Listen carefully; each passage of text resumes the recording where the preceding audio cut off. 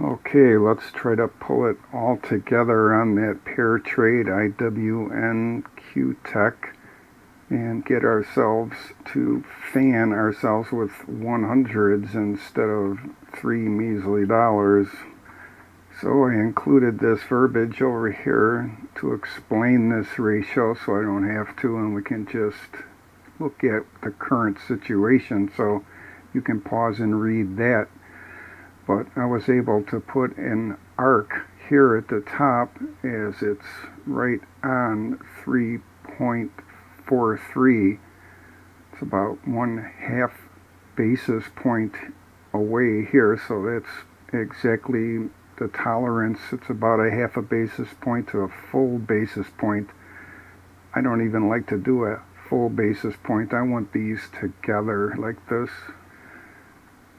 So from July bottom here, small caps could have been a little bit too early for people to jump into, but we don't care. We just go with it anyway on that pair trade. So we did really well, and that brings us to here, where the odds are it's going to turn around and head back down, meaning the small caps and value play is not going to do that well versus the QTEC and big caps, etc.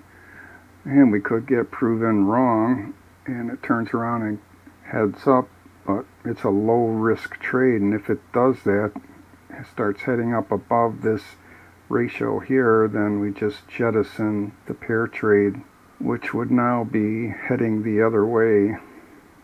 So QTEC long, IWN short. Let's get started. And we'll start with the NDXHILO. That's the NASDAQ 100 daily high-low chart. So the NDX did have a legitimate sell signal back here on July 26th, but it's always good to wait 4 days, as this is a lagging indicator, as you can read over here. So if you did wait a few days, 4 days, and had some up and down here, but then a shot up, and then it really fell off to the downside, and this pink line is the NASDAQ 100 price line. So it had a little bit up and down here recently, and then shot up, and the high-low dotted line here also has now headed up, and obviously lagging by a few days or 4 days. And if this trend continues to the upside, then this blue 5 EMA could hook around and get above the red 10 EMA somewhere around plus or minus 5 from 0, and we'll cross that bridge if it comes to it. And the KSTs actually do look ugly short term here, intermediate term, long term. Long term wants to head back up, we'll have to see, but these two are a concern, headed straight down and both below 0.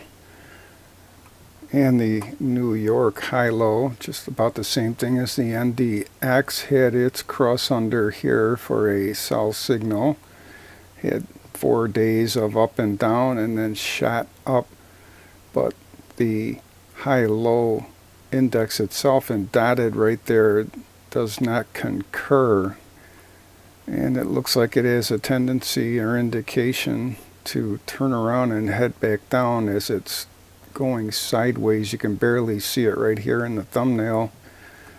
And that brings us to the actual pair trade. We were long IWN, short QTEC, and it poked its nose above this ad hoc tying here that I put in, and then waffled a little bit underneath it, but there was an indication that things are not going to be headed back up, and I jettisoned that pair trade, and now I'm going to put it back on due to the NYHILO and those high-low charts. So this would be a low risk opportunity to do that, and just like going the other way when it was approaching the middle tying here of the fork, we'll see if it can make it down here, and then if it cracks that and starts heading down further, well, we'll hang on to it. If it doesn't crack it and looks like it has indications of going back up. Well, we'll jettison it or start lightening up on it. And if it's real drastic, maybe rotate back the other way, but that's getting a little dizzifying.